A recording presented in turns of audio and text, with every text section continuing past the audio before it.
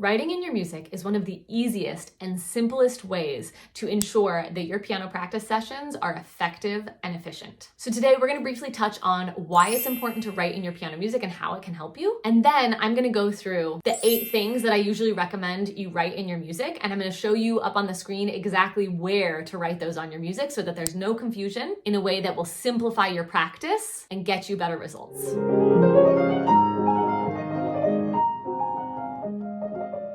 The number one reason that I advocate for writing in our music is because it really plays a part in our visual memory. When we are learning how to play something on the piano, there's a lot that our brain is trying to process, and the visual memory is really important. The things that we write down get deeper into that visual memory. The first thing is fingering. It's really important that you decide on which fingers you're going to use very early on in the learning process. And once you've decided on this fingering, it's almost impossible to remember it without writing it down. This is not because there's something wrong with you, but this is because when we're going about learning, it's really complex. There's a lot of things that we're trying to remember. So writing in the fingering can ensure that you remember what you're doing and that you are doing the same fingering consistently. And when we're writing fingering in, we always want to make sure that we write the fingering for the right hand on top of the notes in the treble clef and the fingering for the left hand beneath the notes in the bass clef. You can see them, but they are out of the way. The second thing that I want you to write in your music is counting. And this is going to go in the middle of the treble clef and the bass clef right there so that you can see exactly how and where the hands line up and on which beat. Writing in our counting, first of all, helps us go that extra mile to make sure that we actually know how we're supposed to count the piece. And then as we're practicing, being able to see the counting written in reminds us to count out loud. And it also helps us so that we don't get lost when we're counting out loud,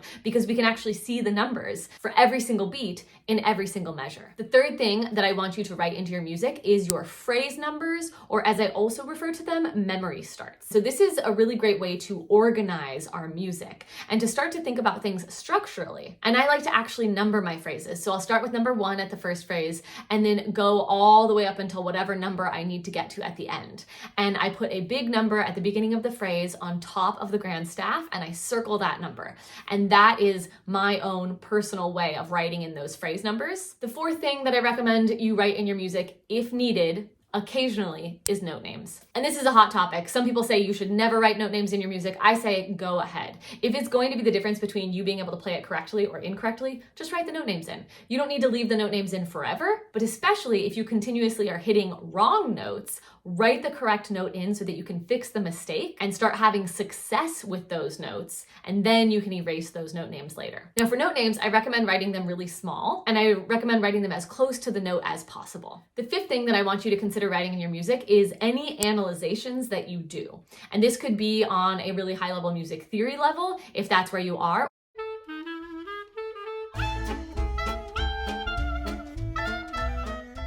Or this could simply be your recognition of patterns or of things that are repeating in the music. One of the simplest ways that I like to do this that works for any age is to use shapes to show when patterns are happening. So for example, if I notice that the first 4 measures of a piece are repeated somewhere else in the piece, I'm going to put in a little pink heart or a little yellow star on that first phrase. And then I'm going to draw that same pink heart or yellow star above the repetition of that phrase so that I can see visually with actual matching shapes that those 2 sections of the music are exactly the same. This helps my brain recognize that, and it's like my own little shortcut to remembering that. The 6th thing that you can write in your music is highlights for anything that you need to remember. So occasionally, if I'm working with someone and they're playing a piece for the very first time that has 2 note slurs in it, we might go through and we might highlight all of the 2 note slurs. So anything that you want to make sure that you remember, or anything that is new to you, you can highlight using a colored highlighter, and that's a great way to make it pop out so that you don't forget about it. The 7th thing that I recommend writing in the score is dynamic numbers, or dynamics in general. And this can take various shapes and forms. So dynamic numbers, if you don't know what those are, I talk about them a ton. I'll link a video in the description. Dynamic numbers are basically numeric representations of the dynamics. And I recommend writing in dynamic numbers above the fingering. And I'll usually write them in lighter or darker than the fingering, or potentially with a colored pencil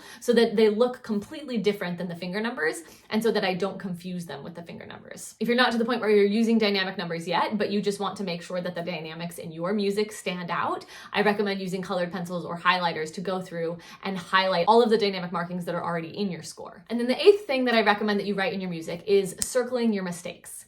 We don't want to make the same mistake more than 2 times ever. And so if you're practicing and you find that you are repeatedly playing a wrong note or doing the transition of section wrong, you want to make sure that you put a big circle around that.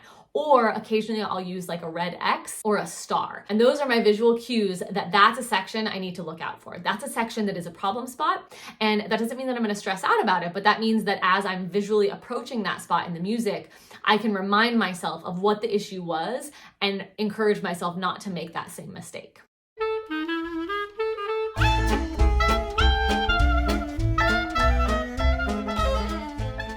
If you have any questions about how to write in your music, you want some specific advice, go ahead and drop a comment on this video or join my Facebook group and you can post pictures and ask questions about your specific pieces. Hey you, do you feel lost in your piano practice? Are you overwhelmed because you have beautiful music inside of you and you're just not sure how to practice to let that music shine? Practicing the piano can feel super overwhelming, complicated, confusing, and sometimes even frustrating. I know this because I've totally been there, but it doesn't have to be. You can sound better at the piano now by practicing smarter, not harder, even if you've been at this for years.